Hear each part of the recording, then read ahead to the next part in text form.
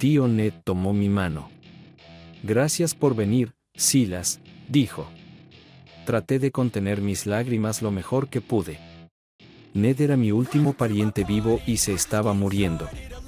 Su médico me había dado la noticia en el pequeño pasillo al final de la unidad de cuidados intensivos unos minutos antes. Siempre hemos sido cercanos, mi tío Ned y yo. Era el hermano de mi madre, y para mí era como un segundo padre.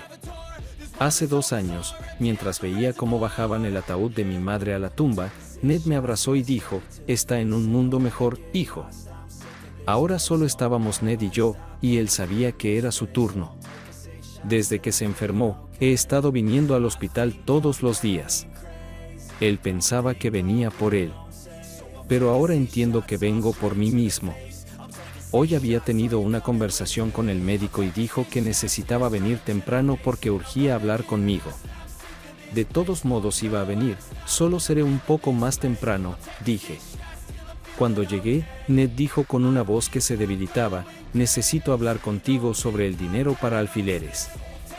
El dinero para alfileres era algo así como una leyenda familiar. Comenzó con mi bisabuelo Silas, mi homónimo, cuyo padre era abogado. Pero Silas quería ser granjero. Su padre estaba en contra, pero el joven Silas criaba pollos detrás de la casa de la familia adinerada. Esto avergonzaba un poco a la familia rica. Silas vendía huevos y ahorraba dinero. Cuando Silas cumplió 20 años, su padre lo dejó y dijo que ya había tenido suficiente de pollos. Si Silas se negaba a seguir lo que su padre consideraba una profesión adecuada, sería excluido de la riqueza familiar. El padre no sabía que Silas ganaba dinero significativo vendiendo huevos. Silas se fue de casa y comenzó a trabajar en una granja. Tuvo tanto éxito en este asunto que se reconcilió con su familia. Había ganado independencia. Silas siempre ponía el dinero de la venta de huevos en un fondo especial. Finalmente, le dio este dinero a mi abuelo como una especie de fideicomiso para las generaciones futuras de la familia. Mi abuelo tuvo 2 hijos, mi madre, Sonia, y mi tío Ned, a quienes les confió el dinero para los alfileres, como se les llamaba. Siempre que había problemas financieros en la familia, mi madre y mi tío Ned decían, usemos el dinero para alfileres. Y luego se reían histéricamente. Quizás fue por esta risa que percibí el dinero para alfileres como una especie de broma. Ned era abogado, como su abuelo, el padre de Silas. Sin embargo, Ned siempre vivió muy frugalmente en una casa pequeña con necesidades muy modestas. Nunca se casó, diciendo a menudo que se casaría cuando encontrara una mujer tan buena como su madre o hermana. Pero no creo que alguna vez encontrara una. Tío, dije. Si no hay nada en el fondo de alfileres, no me importa. Estoy aquí por ti, no por dinero. Lo sé. Por eso te llamé. Te casarás con Nancy el próximo mes, y por muy buena que parezca y por muy hermosa que sea, hay algo en ella en lo que no puedo confiar. Dicen que no conoces a tu cónyuge hasta que llevas mucho tiempo casado, dijo Ned, y luego hizo una pausa antes de continuar. En mi escritorio encontrarás el testamento y toda la información sobre el fideicomiso familiar Silas Stevenson. Por favor, no le cuentes esto a tu esposa hasta que estés completamente seguro de ella y lleves casado con ella al menos 5 años. Prométeme esto y me iré a descansar en paz eterna. ¿Qué se suponía que debía hacer? Le di a mi tío la palabra que buscaba. Pensé que era un asunto pequeño e insignificante. Estaba a punto de ver que estaba muy equivocado. Me quedé con mi tío otra hora. Durante este tiempo pareció haberse quedado dormido, pero luego los monitores comenzaron a chirriar y zumbar. Mi tío Ned se fue a reunirse con mi madre y su madre. 3 días después enterré a mi tío en el terreno familiar junto a mi mamá y papá. Allí, en un pequeño cementerio a las afueras de Massena. Sus padres estaban allí, al igual que el resto de la familia. Nancy, mi prometida, no vino al funeral. Tenía sus exámenes finales. Nancy era entonces estudiante de medicina de 4º año. Nancy y yo estuvimos juntos durante unos 2 años. Ella y el tío Ned nunca pudieron llevarse bien. Nancy puede ser un poco hostil. Ella es muy decidida. Desde sus años escolares, estaba enfocada en convertirse en médica, y para ello hizo muchos sacrificios. Esto la hizo un poco reprimida socialmente. Es bonita, algunos podrían incluso decir que es hermosa. Altura, 5 pies 6 pulgadas. Cabello rubio hasta los hombros. Tiene el cuerpo de una animadora pero la personalidad de una nerd. No era la mejor en matemáticas, por eso nos conocimos en la universidad. Yo tutoriaba a personas que tenían dificultades con matemáticas avanzadas. A Nancy le asignaron conmigo. Necesitaba buenas calificaciones para entrar a la escuela de medicina, y eso significaba no solo aprobar matemáticas avanzadas, sino hacerlo muy bien. De alguna manera, simplemente hicimos clic. Mi objetivo era la enseñanza. Ambos queríamos ayudar a los demás.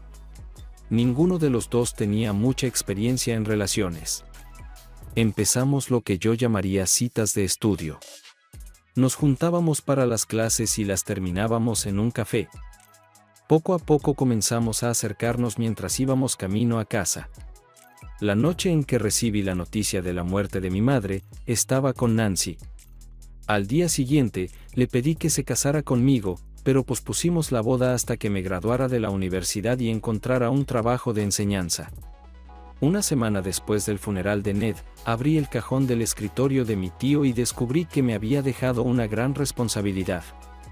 Allí, perfectamente ordenados, estaban su último testamento y los documentos de un fideicomiso del cual era el único beneficiario. Los extractos mensuales de los bancos y corredores hablaban por sí solos. El fideicomiso de la familia Stevenson contenía casi $7 millones. Nancy y yo vivimos juntos durante varios años mientras ella terminaba la universidad. Yo recibí mi diploma de enseñanza, y la boda estaba planeada para el próximo mes. Tenía que mantenernos con mi salario de maestro mientras ella completaba sus estudios. Le faltaba mucho camino por recorrer porque quería ser cirujana. El dinero que heredé haría la vida más fácil, pero prometí mantenerlo en secreto. Además, veía el dinero como una especie de compromiso personal que debía pasar a nuestros hijos. No le conté a Nancy sobre el fideicomiso, sino que llevé el dinero a una empresa de inversiones en Manhattan. Si necesitábamos algo, tomaba dinero del fideicomiso, siempre dando la impresión de que lo había tomado prestado y estaba haciendo todo lo posible para devolverlo, lo cual era cierto hasta cierto punto. Tenía la intención de devolver el dinero al fideicomiso lo más rápido posible.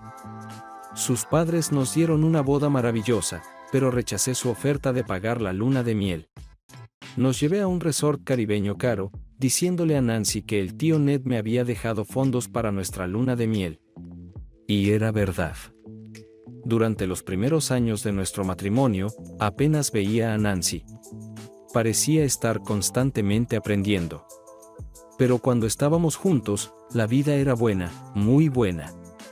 Mi carrera finalmente me mantuvo muy ocupado. Era profesor de escuela pública en una comunidad de clase alta donde enseñaba segundo grado. Con mi formación en matemáticas, podría enseñar en la escuela secundaria e incluso en la universidad y convertirme en profesor universitario. Sin embargo, mis aspiraciones estaban dirigidas a marcar la diferencia en la vida de mis alumnos. Mi corazón me decía que la mejor manera de hacer esto era enseñar a niños pequeños. Nancy no entendía la naturaleza de mi llamado, pero al principio lo aceptaba. Como ya dije, cuando ella estaba estudiando en la Facultad de Medicina y yo estaba enseñando a niños pequeños, éramos muy felices. Esperaba con ansias que algún día tendríamos nuestros propios hijos. Finalmente, Nancy se graduó de la universidad y realizó una pasantía en un centro médico local.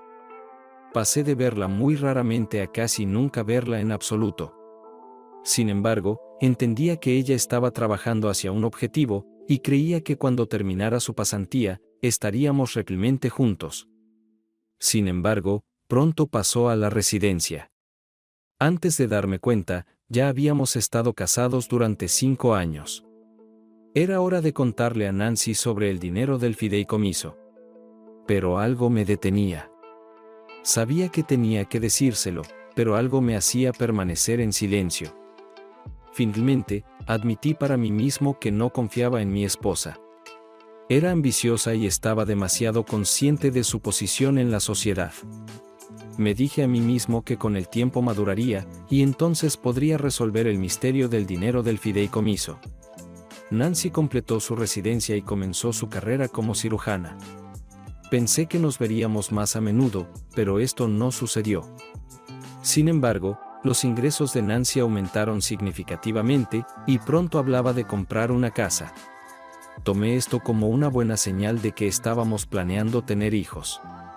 Nancy insistió en comprar una casa cara en un área de moda, que, según ella, correspondía a su nuevo estatus inflado. Soy cirujana, me dijo, y esta es la casa de un médico exitoso. La casa era una mansión clásica, ocupando demasiado terreno y con un diseño interior que creaba mucho espacio desperdiciado. La casa tenía un garaje separado para 3 autos, que Nancy pronto llenó con un automóvil de lujo caro y un vehículo todoterreno 4x4. Nuestro pequeño Subaru, que yo conducía, quedó en tercer lugar. Mi sugerencia de que era hora de pensar en tener hijos fue abandonada. Acabamos de ganar libertad. Los niños nos atan. Es hora de disfrutar nuestro éxito, contrarrestó ella. Sin embargo, no disfrutamos de la libertad, al menos yo no. Pasé muchas noches y fines de semana solitarios en una casa grande y vacía. Vivíamos en un vecindario de postal donde las casas están cerca, pero la gente está distante. Supuestamente, Nancy no trabajaba noches ni fines de semana, pero empecé a sospechar que había más que solo trabajo. Por aburrimiento, empecé a trabajar los fines de semana en un centro de cuidado local y pasaba mis noches chateando en internet. Fue esta última actividad la que llevó al extraño desarrollo de los eventos. Solía asistir a grupos orientados a la educación donde discutíamos las tendencias actuales en el campo. Una tarde, un novato apareció con una pregunta inusual y muy específica. «Este es Hermes», escribió. ¿Alguien conoce un programa educativo llamado Doctrina? Me interesarían sus opiniones. La sala de chat en la que estaba esa tarde consistía principalmente en administradores escolares. Habían oído hablar del programa educativo que mencionaba. Era un paquete complejo de programas informáticos para niños de primaria, sobre el cual se había escrito mucho en la prensa en ese momento. La mayoría de los administradores presentes en el chat esa tarde estaban absolutamente encantados. Sin embargo, resultó que mi escuela se convirtió en un campo de pruebas y sabía que el programa era inútil. Las tecnologías, comenté, todo esto es muy bueno, pero Doctrina requiere grandes inversiones en equipos para casi todas las escuelas. Incluso en las escuelas más adineradas, hay solo 1 o 2 computadoras para cada clase junior. Usar este producto de software requiere grandes inversiones para lograr un éxito modesto. Esto excluye a las escuelas públicas y a todas menos a unas pocas escuelas privadas de élite. Sin embargo, si estás gastando una pequeña fortuna en la educación privada de tu hijo, ¿quieres que una máquina los enseñe? ¿Qué hay de la educación en el hogar?, preguntó Hermes. Tenía pensamientos sobre este asunto y pronto ofreció chatear. En un chat privado, pasamos las siguientes 4 horas discutiendo las posibilidades de éxito de Doctrina en el campo de la educación. Ya eran las 2 de la madrugada cuando nos quedamos dormidos. Sin embargo, mi esposa aún no había llegado a casa. Llegó alrededor de las 3 y tropezó en nuestro dormitorio. Yo fingí estar dormido. Claramente había estado bebiendo y por lo tanto no estaba trabajando. Tiró su ropa en la cesta de la ropa sucia y se dirigió al baño fuera del dormitorio antes de salir a trabajar al día siguiente. Revisé la cesta de la ropa sucia. Nancy todavía estaba durmiendo. Supuestamente, trabajaba de 4 a medianoche, pero tenía mis dudas. La ropa en la cesta no era del tipo que usarías para trabajar, especialmente la ropa interior de moda, que estaba manchada con rastros de hacer el amor. Toda la fe que tenía en mi esposa se perdió. Caminé en una neblina durante las próximas 2 semanas preguntándome qué había sido de mi vida e intentando determinar su curso futuro. Algo salió mal. ¿Es algo que hice o no hice? ¿Fue un hombre o muchos? ¿Debería hablar con ella abiertamente? ¿Deberíamos intentar ver a un psicólogo? Había tantas preguntas pero no respuestas fáciles. El pequeño Jeffrey Anderson me sacó de este estado. Era un niño inteligente, pero tenía problemas. Tenía problemas evidentes con la lectura y la dicción. Sospechaba que tenía una discapacidad de aprendizaje. Nuestra escuela no tenía instalaciones de evaluación adecuadas. Realizamos pruebas pero fue puramente rutinario. Sabía que sus padres tenían recursos, así que les conté mis sospechas en una conferencia de padres y maestros y les recomendé varias fuentes confiables que podrían ayudarlos. Resultó que Jeffrey tenía un problema y necesitaba más ayuda para superarlo. La ayuda de Jeffrey pudo apartar mi mente de los problemas en mi matrimonio. Al final de la reunión de evaluación e intervención, el señor y la señora Anderson me agradecieron. La señora Anderson me abrazó y dijo, «Eres una persona maravillosa. Tu esposa es una mujer muy feliz, aunque parece que no lo entiende». La señora Anderson es supervisora de enfermería en el hospital donde trabaja mi esposa y su esposo es un abogado prominente. Luego, Jack Anderson me estrechó la mano y dijo, «Si alguna vez necesitas algo, Silas, no dudes en pedirlo». Me fui sintiéndome como un gigante. Estaba en la cima de mi profesión en este momento. Recibí un mensaje de texto misterioso de Hermes pidiéndome que viniera al foro de discusión tarde esa noche para una conversación privada. El siguiente mensaje de texto fue de mi esposa diciéndome que llegaría tarde nuevamente esa noche. Fui al foro de mensajes alrededor de las 11 de la noche. Hermes ya me estaba esperando allí. «Hey, profesor», comenzó. «Te debo una. Ese acuerdo sobre la doctrina se cayó. Me ahorraste mucho dinero. Me alegra. Pero, ¿es eso lo que haces? ¿Inversiones?» «Sí. Comencé como operador diario con dinero de la familia, pero casi lo pierdo todo. Sin embargo, conocí a este tipo que dirige un fondo que invierte en startups. He estado invirtiendo con él durante unos 3 años ahora. No siempre alcanza el objetivo, pero cuando lo hace, es buen dinero. Él empujó esa doctrina hasta que lo iluminé. Está agradecido por la ayuda que nos diste. Encantado de ayudar. Escucha, mi amigo y yo hemos discutido esto y tenemos una propuesta inmediata. Si estás interesado, puedo darte parte de mi opción. La opción mínima es de 500,000. Te daré parte de la mía, cualquier cantidad que desees, hasta 5,000. Él dijo, «Bueno, supongo que podría invertir parte del dinero de diversión en pines». Escribí. «Jaja, el dinero para pines es bueno». No conocía a este tipo más que en el foro de mensajes. Pero esa noche algo me empujó. Estaba en la cima del éxito con Jeffrey Anderson y en el fondo del abismo porque sentía que la señorita Anderson sabía lo que mi esposa estaba haciendo a mis espaldas. «Sabes, amigo», escribí, «entraré pero quiero una participación completa. 500,000, en serio, eres un maestro». Como dije, tengo dinero para pines. ¿Pines? ¿Quién lo hubiera pensado? Pero, ¿cuál es el nombre de esta empresa? La empresa se llama Odeo, pero estamos invirtiendo en su subsidiaria. La llaman Twitter. Sí, entiendo. Nombre estúpido.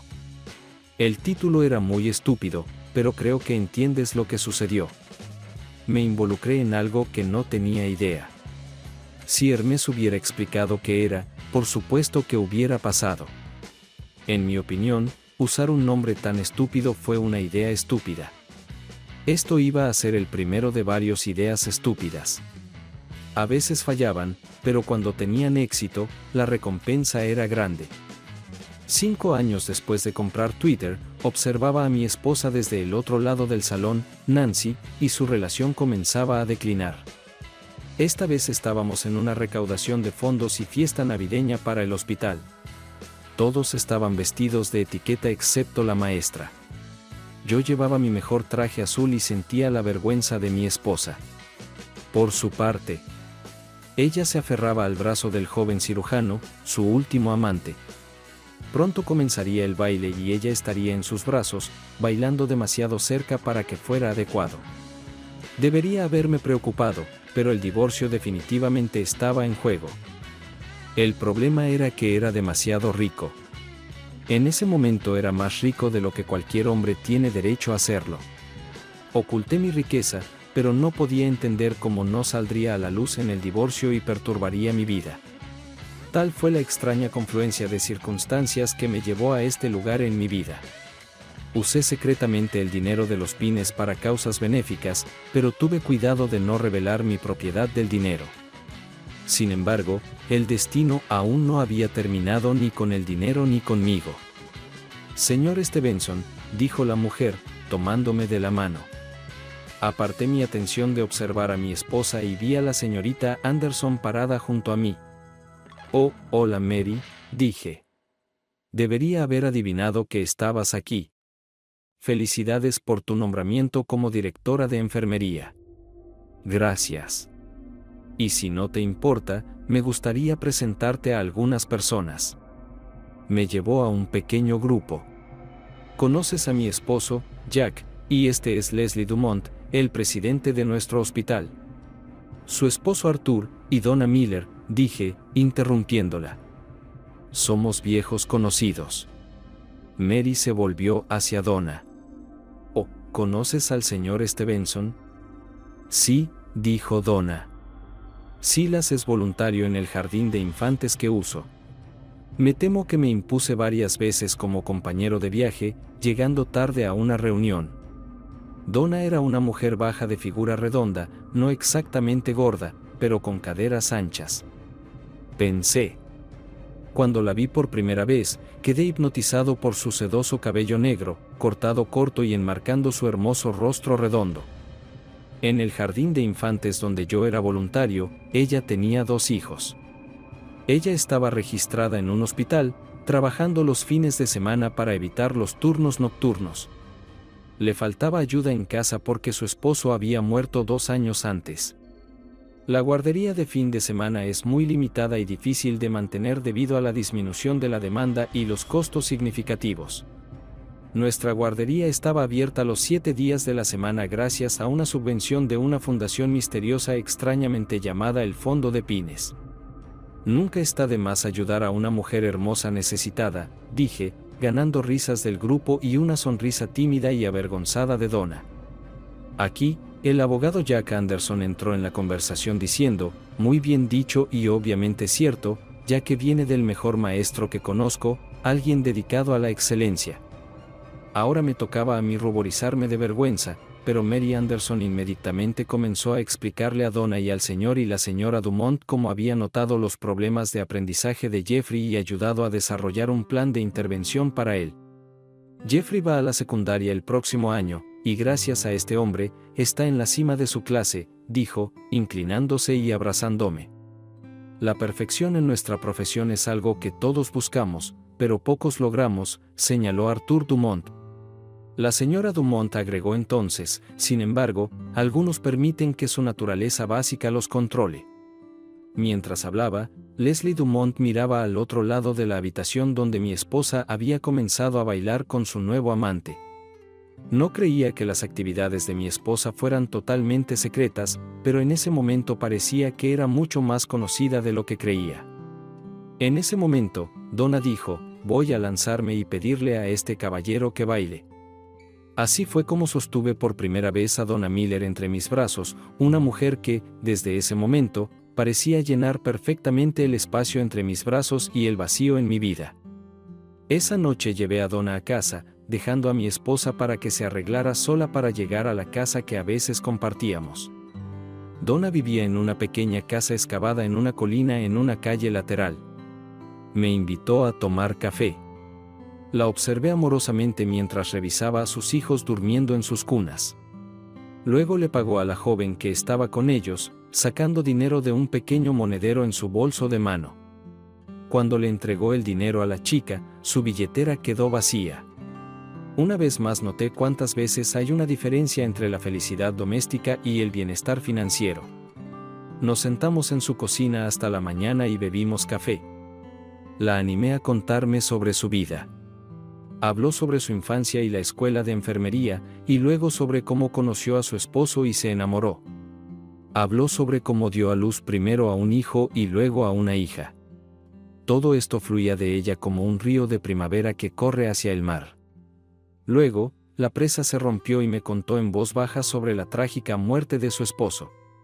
Ella y los niños estaban en el auto con el camino a visitar a su anciana madre cuando un camión chocó contra ellos, matándolo e hiriéndola a ella. Afortunadamente, los niños estaban a salvo en el asiento trasero, pero Jason murió y yo pasé 3 semanas en el hospital. El camión pertenecía a alguna corporación que tenía poco seguro. Los pagos por Jason pronto se secaron debido a nuestros gastos de subsistencia. Ese primer año, ella intentó silenciar las dificultades que enfrentaba después de la muerte de su esposo, pero no la dejé, la hice contar todo, sabiendo que contarle aliviaría su carga. No sé qué haría sin el jardín de infantes subsidiado que el centro donde trabajas me proporcionó, dijo. Me pregunto cómo lograron hacer esto. Oh, ya sabes, dije, personas como yo donan un poco de tiempo, y padres como tú ayudan. Además, tenemos filántropos. Sí, estoy muy agradecida contigo, dijo, cubriendo mi mano con la suya y apretándola. Y estoy muy agradecida con esta Fundación Bowlback. Debería escribirles y decirles cuánto me han ayudado y cuánto les estoy agradecida. Oh, estoy seguro de que lo saben, respondí. Bueno, aún así me gustaría decírselo, dijo. ¿Podrías darme su dirección? Lo haré, dije, pero es muy tarde y es hora de que me vaya. Creo que estás equivocado, sonrió. De hecho, ahora es muy temprano. Pero te dejaré ir si prometes volver y contarme todo sobre ti y no dejarme hablar como hice anoche. Hice esa promesa y realmente tenía la intención de regresar esa noche. Mi esposa me estaba esperando en casa. Estaba furiosa y peleando, pero no tenía motivo para darle lo que quería. Escucha, estoy cansado y no importa lo que digas, me voy a la cama. Oh no, no te vas, dijo ella. No puedes simplemente dejarme sin decir una palabra en un evento público. ¿Cómo crees que fue para mí llegar a casa? Esperaba que tu novio te llevara a casa, dije, mirándola con la esperanza de que entendiera que sabía sobre sus aventuras extramatrimoniales. ¿Cómo te atreves a lanzar tales acusaciones? Como ya dije, estoy cansada. Y esto no es una acusación, sino un hecho conocido por la mayoría, si no todos, tus colegas. Tú y ese hombre que creo se llama Dr. Anthony Vincent, han sido muy públicos durante meses. Lo has exhibido frente a tus colegas esta noche. Tony es solo un amigo. Bueno, supongo que es tuyo. Otro te llevó a casa. Si entendieras algo, sabrías que Tony viaja en motocicleta. Y eso no es para lo que estaba vestida. Nancy, suspiré. ¿No puedes entender que ya no me importa? ¿Por qué? Supongo que tienes algo con esa mujer con la que te fuiste esta noche. Con estas palabras me di la vuelta bruscamente. Casi se cae de las escaleras, sin esperar que chocara con ella. Donna Miller no es una mala mujer. Es viuda y madre, una mujer decente que personas como tú no pueden entender. No esperaba que protegiera a Donna, y mientras agarraba la barandilla para no caer, vi algo aparecer en su rostro, una mezcla de miedo y pérdida. Pero luego volvió su enojo y cuando llegamos a la parte superior de las escaleras, dijo, «Me odias por mi éxito». En la puerta de nuestra habitación, me volví a ella, no con enojo sino con curiosidad. «¿Por qué crees que te odio?», pregunté. «Porque soy una cirujana destacada y tú eres una maestra de escuela sin importancia». Solo pude negar con la cabeza mientras entraba en la habitación y me preparaba para dormir. Aparentemente, ella pensó que había ganado un punto con su último comentario. Todo es mío. Sabes, afirmó, la casa y todo en ella, el Mercedes y el SUV, el dinero en las cuentas bancarias y nuestro 401k, todo es gracias a mi ingreso, pero no el dinero en el fondo de las jubilaciones. Ni un solo dólar provino de ella, de los millones de los fondos, que ganaban más en una semana de lo que ella ganaba en un año. Tampoco podía reclamar la propiedad total del resto de nuestras propiedades, adquiridas con mi salario de maestro. Sin embargo, solo sentí decepción de que ella pusiera las cosas antes que el amor en nuestro matrimonio. ¿Por qué, Nancy?, pregunté. ¿Cómo puedes estar tan obsesionada con las cosas materiales? Mientras decía esto, agradecí al tío Ned por su consejo.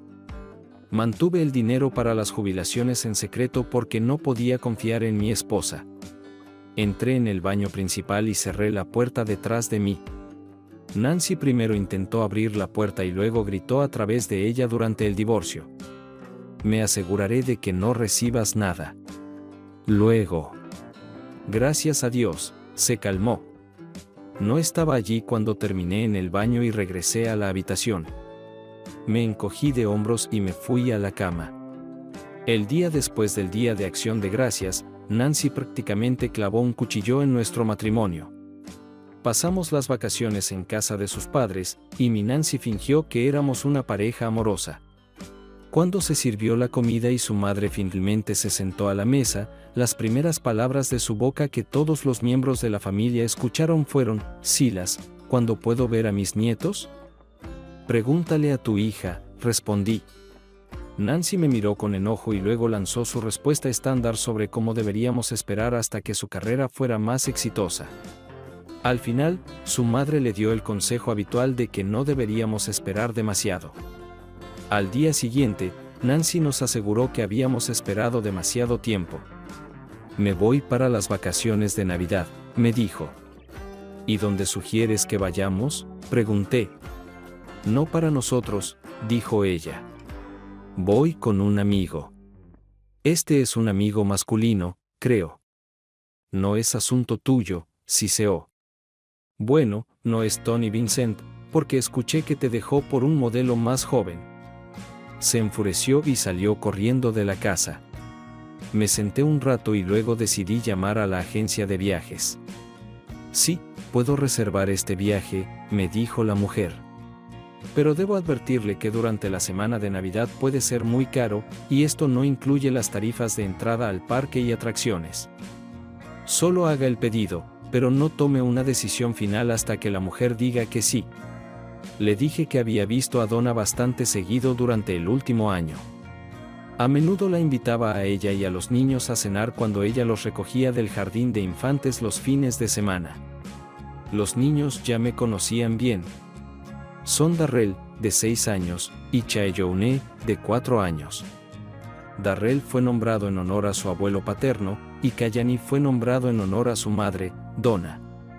Aunque Donna y yo nos hicimos cercanos, no hubo una conexión física. No es que me estuviera conteniendo por alguna razón moral falsa. Hasta donde sabía, no le debía nada a Nancy ni a nuestro matrimonio.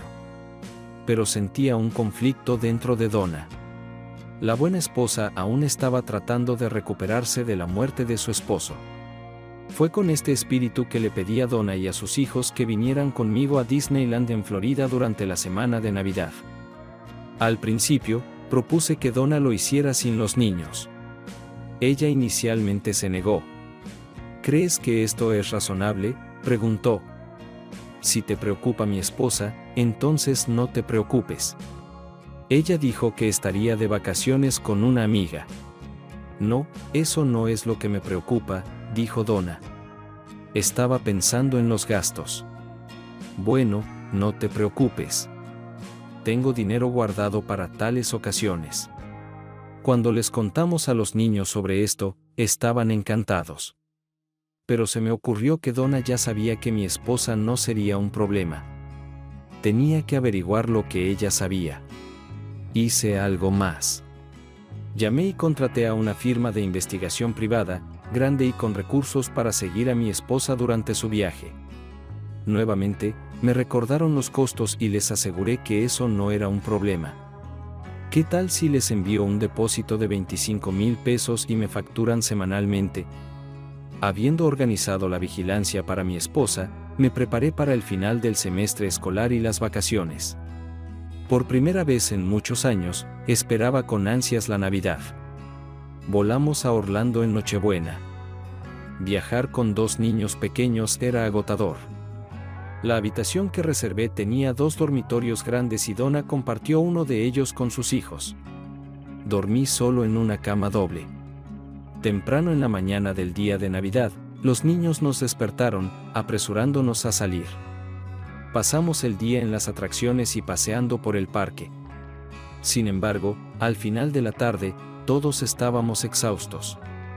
Fue un día agitado en el parque, pero esperaba que las multitudes se aliviaran hacia el final del viaje. Poco después de una cena temprana, primero Cheyenne y luego Darryl se quedaron dormidos. Abrí una botella de vino del servicio de habitaciones y Donna y yo nos instalamos en el sofá. Donna dio un sorbo y luego se despidió. Decidí que estaba cansada y se iba a la cama. Donna regresó vistiendo un simple camisón corto. Me quedé atónito y apenas logré balbucear. ¿Qué? Ah, ¿no te gusta?, bromeó ella, arreglando su dobladillo y dando vueltas un poco. Cuando la vi por primera vez, pensé que se parecía un poco a una ninfa clásica. Pero después de verla así, me di cuenta de que es la ninfa más atractiva que existe. Cuando terminó su pequeña pirueta, me levanté y la abracé. El hacer el amor que siguió es indescriptible. Parecía no haber fin a nuestra pasión. Y esto se debe a que no era solo pasión. Cada uno de nosotros sabía que el otro se había enamorado sin siquiera hacer el amor. Habíamos llegado a ese estado de físico que muchos anhelan, pero pocos logran. Temprano en la mañana, exhaustos, nos acostamos en brazos del otro y le pregunté, ¿por qué ahora, Donna? Porque ella respondió, te amo. Te he querido durante mucho tiempo y sabía que me querías. Pero respetabas a él y a mí lo suficiente como para esperar. Sabía que el que ella mencionaba era su difunto esposo. Después, dormimos, y solo más tarde, casi en el último día, sentados en un pequeño café y tomando café caro, le pregunté qué sabía ella sobre la nueva amiga de mi esposa. Sus hijos estaban jugando cerca. Ella los observaba y no me miraba mientras hablaba. Este es el Dr. Serman y temo que será un poco escandaloso, ¿no es así? Thomas Serman, médico jefe del hospital. Sí, respondió. El mismo Thomas Serman. Pero está felizmente casado y debe tener al menos 15 años más que Nancy. Objeto, más bien 20. Y hay rumores de que solo tenía un affair con una mujer más joven. Hasta que su esposa lo encontró en la cama con ella y lo echó. Ahora dicen que está intentando verse bien. Sin embargo, nadie cree que dure mucho en el hospital. Expresó su opinión entonces, dándose cuenta exactamente de lo que había dicho sobre mi esposa, se volvió hacia mí con el rostro enrojecido y se disculpó.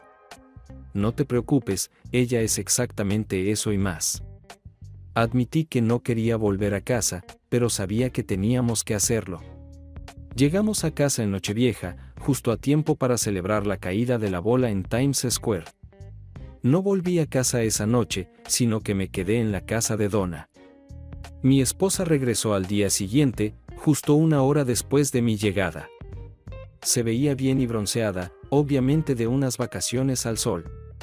Creo que su propio bronceado le impidió notar el mío.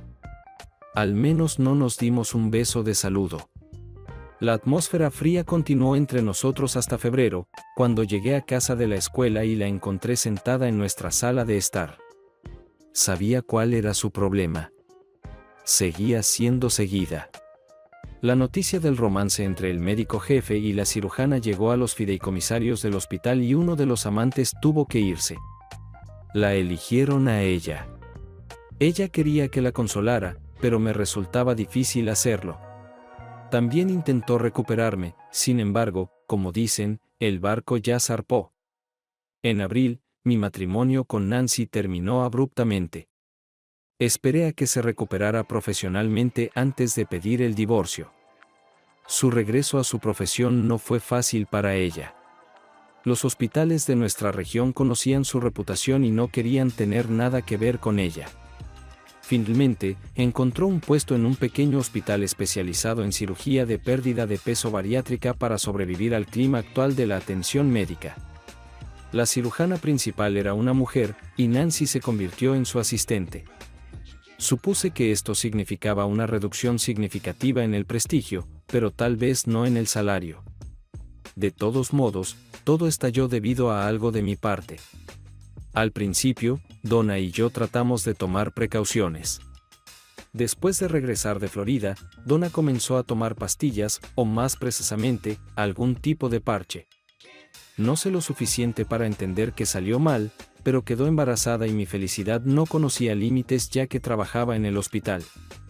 La noticia se difundió rápidamente. Una tarde, regresé a casa después de la escuela con la intención de cambiarme de ropa y dirigirme a casa de Donna. Nancy me estaba esperando allí. «Bueno, hiciste que la chica quedara embarazada», me acusó. Simplemente encogí los hombros y respondí, «Sí, y estamos muy felices». Como esperaba, esto enfureció a Nancy y comenzó a llamarnos de nombres a Donna y a mí. Cuando se calmó un poco, dije lo más calmadamente posible, «Esto no debería ser más humillante para ti que tu condición de libertina noble es para mí. Pero si quieres aliviar el dolor, entonces te sugiero que te divorcies de mí lo antes posible». Ella maldijo. «Ni siquiera tienes vergüenza». En cuanto a mí, no tengo nada de qué avergonzarme. Denunciaré adulterio y llamaré a la madre de la chica tu amante. No lo harás. Me reí. ¿Ves? Tengo fotografías. Te he estado siguiendo desde la Navidad antes de la pasada. Me gustan especialmente las fotos de ti y Tom Serman. Martín. Si las ponen en internet, entonces cualquier reputación que te quede se evaporará. No te atreverías. Dijo. Inténtalo. Luego me fui directamente a la oficina de Jack Anderson. Él había estado esperándome durante bastante tiempo. Sentado en su oficina, dijo, «Entiendes que ella exigirá todo. Puede obtener todo excepto el dinero de los pines. Pero está claro que quiero hacerlo rápidamente». Dije, «Ella no podrá alcanzar el fideicomiso con los pines. Es irrevocable». «¿Y seguiste mi consejo de transferir gradualmente tus ingresos financieros a él con el tiempo?», respondió Jack. «Está bien, hagámoslo». Donna no era tan optimista. «¿Cómo puedes darle todo lo que tienes para luchar contra eso? Te prestaré dinero para abogados. Puedo sacar una segunda hipoteca en esta casa. No me importa mi reputación, pero no dejaré que te arruines por mí». Tomé una botella de champán caro conmigo. «Permíteme servirte una copa». «Probablemente lo necesites», dije. Ella estaba sentada en la mesa de la cocina y se levantó para detenerme. «No», exigió. «Estoy embarazada y no podemos permitírnoslo». «Solo una copa», dije empujándola suavemente hacia una silla. Cuando la hice sentarse y le serví vino, me arrodillé y dije, «Donna Miller, ¿aceptarías casarte conmigo? Y luego te contaré sobre el dinero para los pines». Frunció el ceño pero asintió con la cabeza a mi propuesta, murmurando, «Dinero para pines. Eso es verdad». Y comencé a contarle. Todo comenzó con mi bisabuelo Silas. Suscríbete a nuestro canal.